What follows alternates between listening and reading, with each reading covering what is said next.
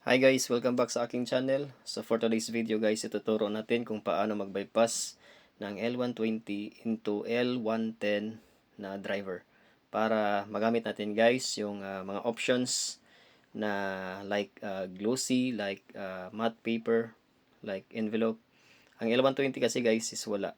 So gaya nito guys, papakita natin. Check natin guys, L120.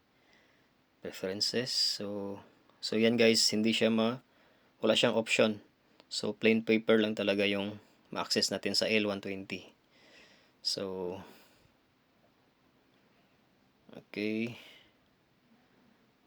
Google tayo guys, type natin yung Epson Support Philippines. Yan. Ayan, tapos yung unang lalabas, Epson Support, click natin yan.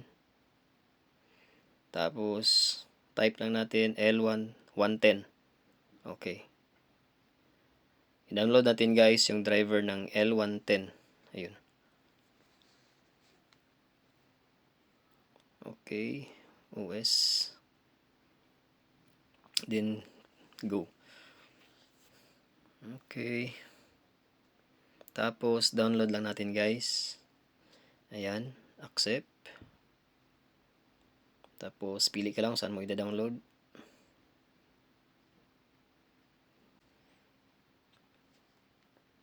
So ayun. So install muna natin ito guys sa PC natin, itong driver na dinownload natin. Sundan nyo lang yung instruction. So okay.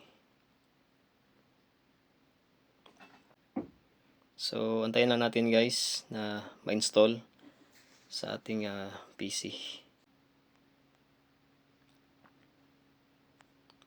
Balik tayo dito guys, L120 properties, tapos port, tapos ito guys, tandaan lang natin itong USB. Ayan, tandaan natin yan. Tapos okay, tapos balik tayo doon guys, manual, tapos click natin yung USB guys, yung yan yung tinandaan natin kanina. Tapos okay, then wait lang natin guys. So okay na siya guys. Ayan, naka-bypass na tayo. Pwede na tayong mamili ng L120 or L110 na driver kung ano yung gagamitin natin. Check natin guys. Ayan. Yun. Ayan guys, so may L120 tsaka L110 na siya. Pwede natin magamit yung L110. So try natin guys. Okay. So try natin mag-print. Ayan. So pili tayo L110. Tapos yung paper. So meron na tayo guys options like matte paper, like glossy, ganun. So tapos pakita ko sa inyo guys. So camera lang natin, ay video natin. Yan, nandun yung printer ko sa ilalim. So click natin. Ayan, print natin guys. Check natin. Tapos mag-appear yan guys na the different product is selected. So ignore nyo lang guys, huwag nyong i-click yung cancel kasi maka-cancel din yung printing nyo. Hayaan mo lang guys na mag-appear lang siya dyan. Okay lang siya guys. So wait natin. Medyo mabagal to guys kasi naka high quality kasi ito. Okay.